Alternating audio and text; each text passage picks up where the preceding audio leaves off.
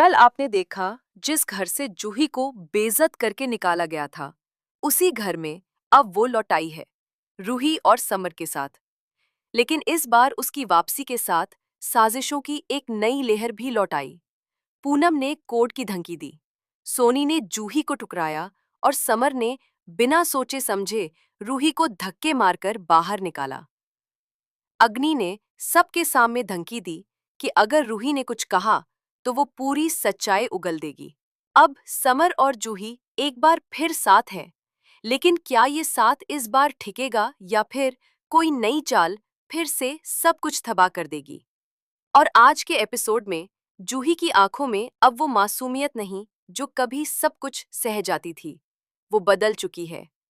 जैसे ही वो गोयनका हाउस में अपने पुराने कमरे की तरफ बढ़ती है, सोनी उसके रास्ते में दीवार बनकर खड़ी हो जाती है।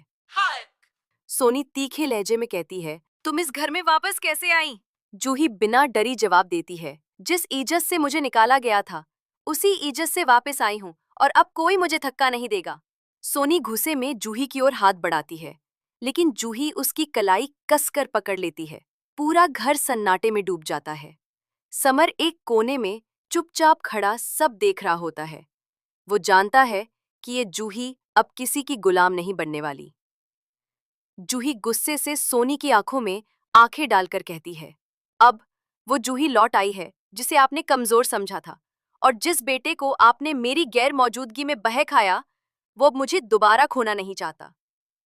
सोनी की जुबान बंद हो जाती है। वही समर चुपचाप निहारता है। इस बार की जूही उसे कुछ और ही लग रही है। दूसरे सीन में नहार आता है और रूही से कहता है, रूही, तुमने उस वक्त शादी का विरोध किया था। तुम्हारे मन में जो सवाल थे वो जायज थे, लेकिन अब तुम्हारी सच्चाई सामने है।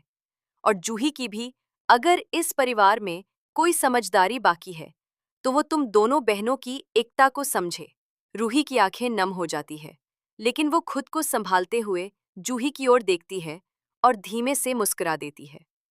जूही भी उसकी तरफ बढ़ती है और दोनों, तुम्हारा नाटक, अब एक बार भी जूही या रूही के खिलाफ बोले ना, तो जो सच्चाई छुपाई है ना तुमने, वो सबके सामने खोल दूंगी। रोली बौखला जाती है, लेकिन कुछ नहीं कह पाती।